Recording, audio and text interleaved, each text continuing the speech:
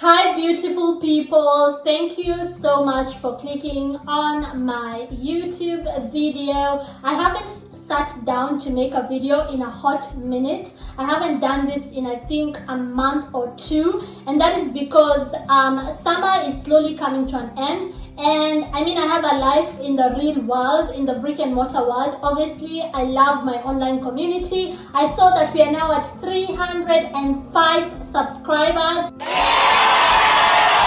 I'm very excited about that. Thank you so much. Let us try and make it 350. It is a little under a year, and I am very grateful because I don't really script my videos. I don't really plan too much. I just sit in my house, place a camera in front of me, and I start to talk. Welcome to my home, by the way. This is in the beautiful mountains of Austria in the South Kammergut region, and I'm happy to be back after I think I took a YouTube break for about a month or two. Again, I wanted to enjoy the last days of summer because now fall is fast approaching. Autumn is almost here, and when it's cold, I normally just sit in my place and I can then record YouTube videos. But when it's like nice outside, I like to just go outside and enjoy the lovely weather.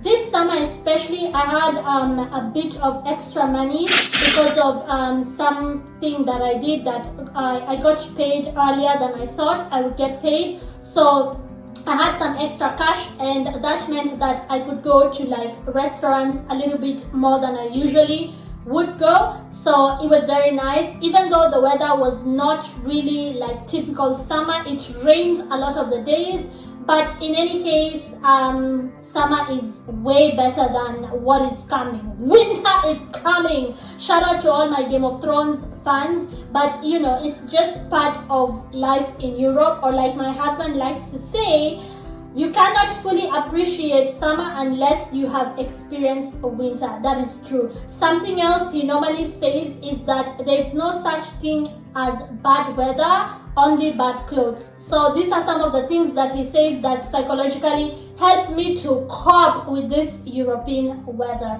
Thank you so much again for clicking play, and let's just chit chat.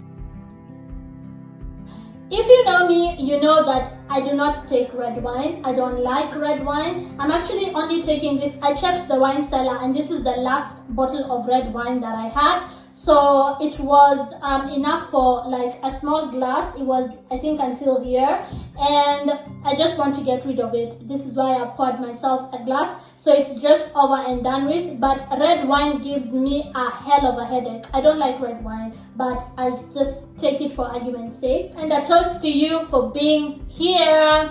Yesterday, or I think the day before yesterday, I did post a little bit on YouTube, but those were just reposts from my Instagram, and yeah, that was pretty much it. But I've been away now for some time, and I think on this video I wanted to share with you a story about a gracious lady, something that happened in my life that I think I will always remember, and it taught me a thing or two.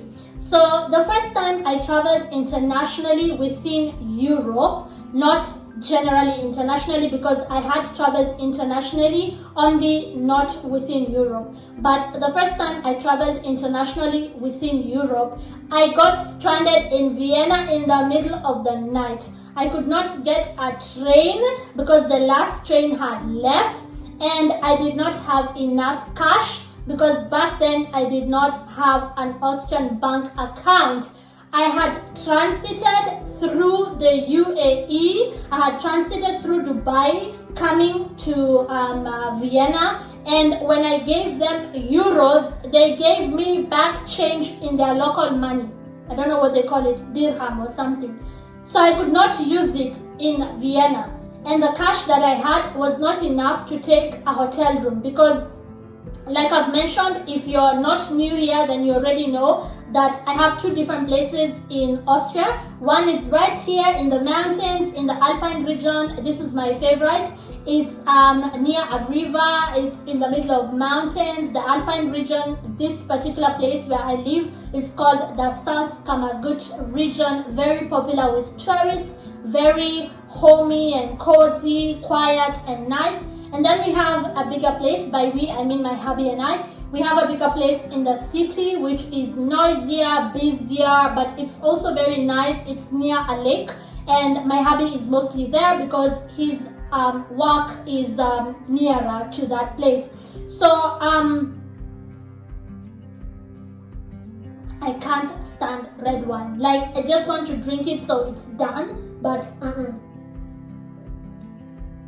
I used to say I am a white wine kind of girl, but I've discovered I'm not. I'm actually a champagne kind of girl, because champagne doesn't give me any hangover and it doesn't give me any headache. So champagne it is.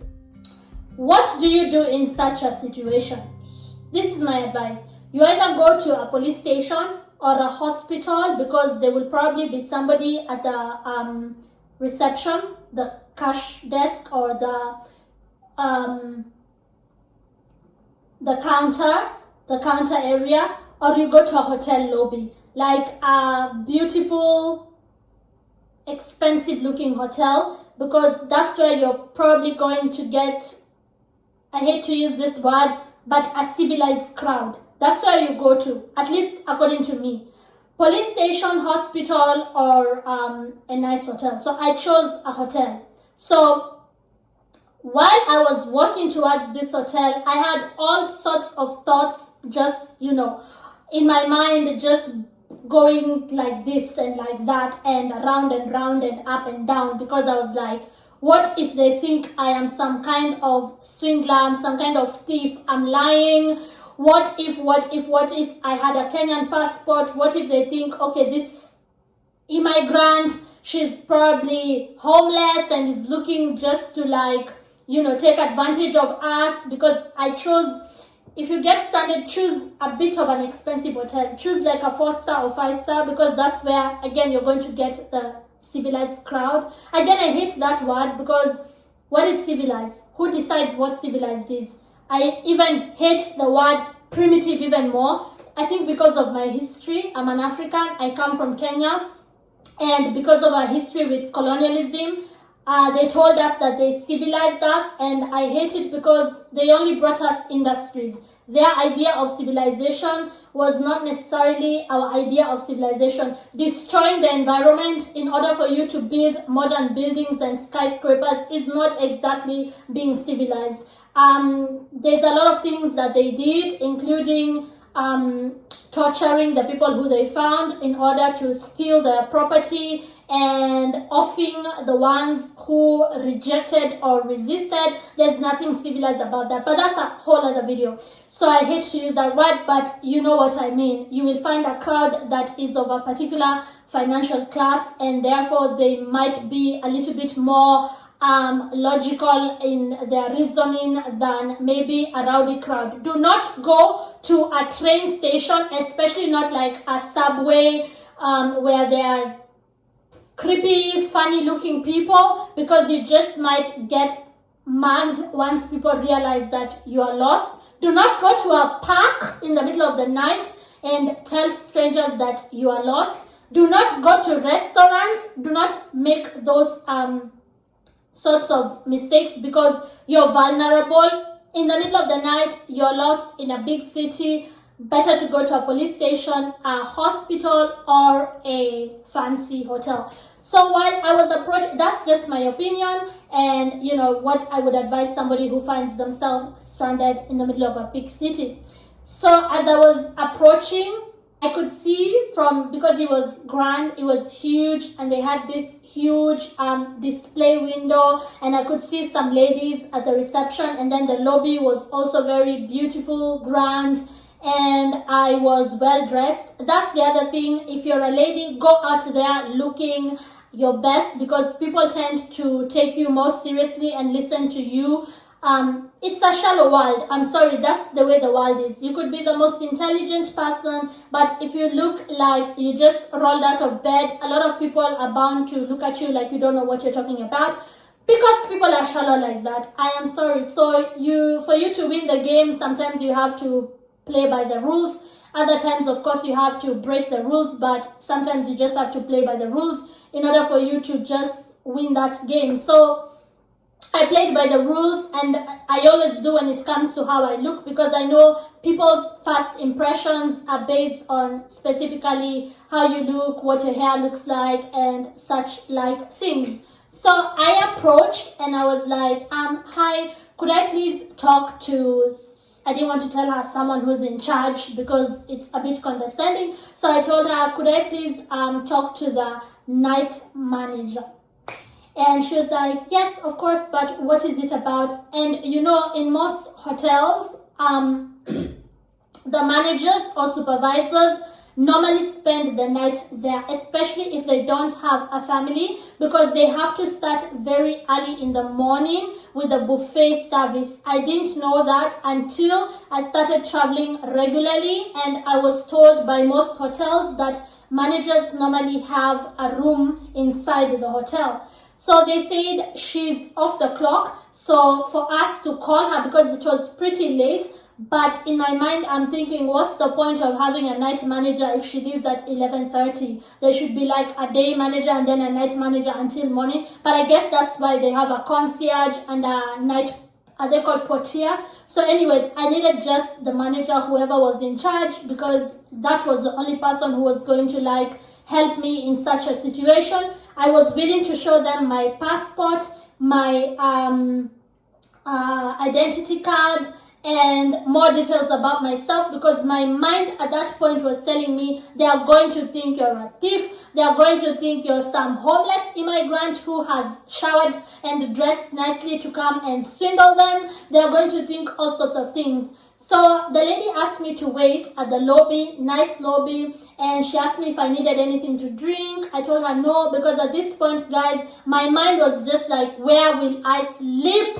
Where will I sleep? I am lost in a European city that I am not familiar with. And my bank in Kenya could not do anything for me, seeing that I was asking them to transfer funds to anybody who would allow me to transfer funds into their account, but I hadn't found the person in good time. Like I was like, if I can find someone who will agree that you send them money from like shilling to euro, and I get somebody who will agree and they can give me cash, is this fine? And my bank had agreed, but I couldn't find anybody. And by that time, I was now at, I guess they call it end of thinking capacity. I was at that place where it's like, these Arabs have effed me up, because the Arabs gave me back money in, I don't know what Dubai money is, I've forgotten it. Is it dirham? They had given me money in their local currency, and here I was with Dubai money in Europe that was proving to be useless. Anyways, the other currency that I had was, of course, Kenyan shillings and euros, but the euros were not enough for me to spend a night in a hotel. So I was just there like, what do I do? My mind was telling me, Elizabeth, today is the day you are caught. You are sliced into 4 different parts. Your body is opened up. The kidney is taken and it's going to be sold in the black market somewhere in Eastern Europe. It's going to be advertised on the dark web. Like, your mind tells you all sorts of crazy things. Today is the day they catch you. Elizabeth, today is the day you sleep outside in a park in Vienna, and all sorts of things were going on in my mind. Like, oh my gosh, today is the day the robbers who are in all sorts of mafias from Romania catch me and take me to Romania. It's today. Today is the day I'm going to be caught, and they're going to do all sorts of things to me. So as I sat there, that young receptionist lady tried to ring up the manager. And remember, it's late. The manager is off the clock. So my mind is just telling me, she will come down here pissed. So anyways, the young lady told me, she's ready to see you, but there was like not really an office, but like a corner of the lobby where there was a desk and a place where they keep their files. So she was ready to see me there. Now, I found her on her laptop typing away, because they had just woken her up. You could see. And as I approached her, I could see that this lady has just been woken up. She's not in the best of moods. So she was like typing away. Maybe as she waited for me, she needed to, because I asked the lady to make at the reception a copy of my Reisepass, which is German for passport. I asked her to make a copy and give it to the lady. So I think maybe she was checking that, or I don't know what she was checking, but she had the copy of my passport on her desk. So I was like, hi, thank you so much for meeting me. And she didn't look at me. So I'm standing there and she's just like listening, and I was like, thank you so much for coming down to meet me. My name is Elizabeth. I am a Kenyan, but I live in between Kenya and Austria, and today is my first time actually being stranded in Vienna. And so I explained to her the whole situation, and I explained to her how I don't have a bank account in Austria. So I was just, like blabbering, because in such a situation, you are seated somewhere rehearsing your speech, rehearsing what you're going to tell the manager. So she did this to me. And normally when somebody does this, it means get to the point, because now you're blabbering. So she said she did this to me, and I was like, that's it. My kidney is going to Romania. That's it. Then she didn't say anything. She was like, right. And she had an accent, like an Eastern European accent. And I was like, and so I'm stranded. My phone is almost going off and I don't have a charger. Like, I had all sorts of problems. And mind you, I am a Virgo. We are very well organized people. We plan things to the very last detail. Virgos are rarely ever stranded. Call it superstition, but I know that we are perfectionists. Something like that does not happen to somebody like me, like ever. Everything in my life is planned weeks ahead. Even the decor in my house, I thought about it, I planned it, I put it there purposefully. My hubby says that you're a very detailed woman. That is us. So for a Virgo to be in that position, we can't even believe it ourselves, right? But I didn't know that when you're in an Arab country, they're going to give you money in their currency. And I didn't know that actually I don't have enough euros. Like, somewhere, somehow, a Virgo slacked. So it's usually such a shocker to us. So she was like, right.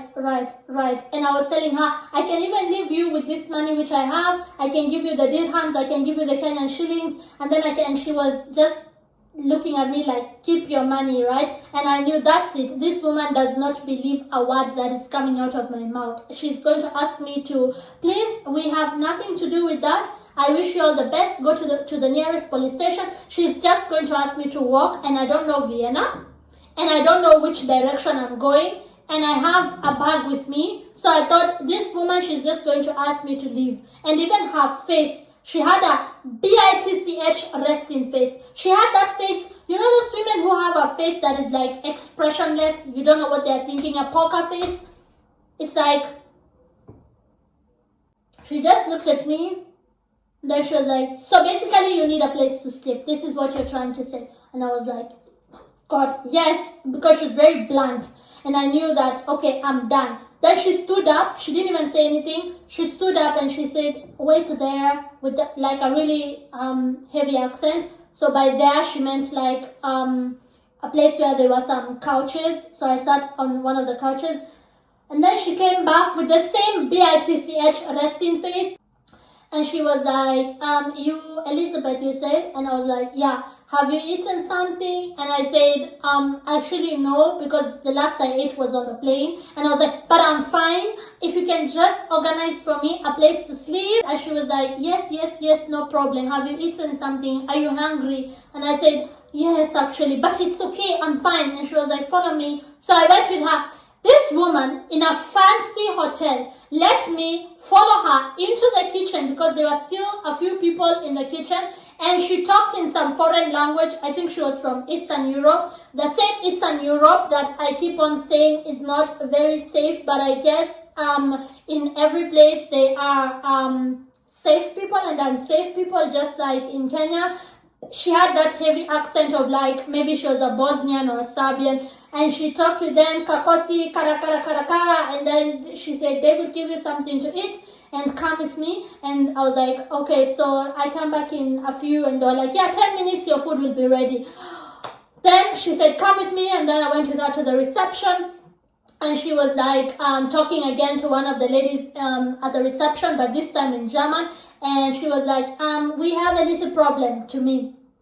The room which we give you 2 nights, and she had that, the room, heavy accent, the room which we are going to give you tonight bathroom is big. So she told me like the bathroom is big. And I was like, what is she trying to say? She's like, for wheelchair, people with wheelchair. So basically it was a room that was reserved for handicapped people, so the bathroom is big. So I was waiting for her to say what the problem is. Then she said, so it's okay for you, big bathroom? And I was like, oh, that's the problem? It's fine, I just need a bed. That's all I need. Even if they had told me to sleep at the lobby, it's better than sleeping in the park. The bathroom is the problem? Yeah, it's too big because for the wheelchair. I said, it's okay, I will stay there. And she was like, good. So you take your food and then you go up. This is the room number, blah, blah, blah.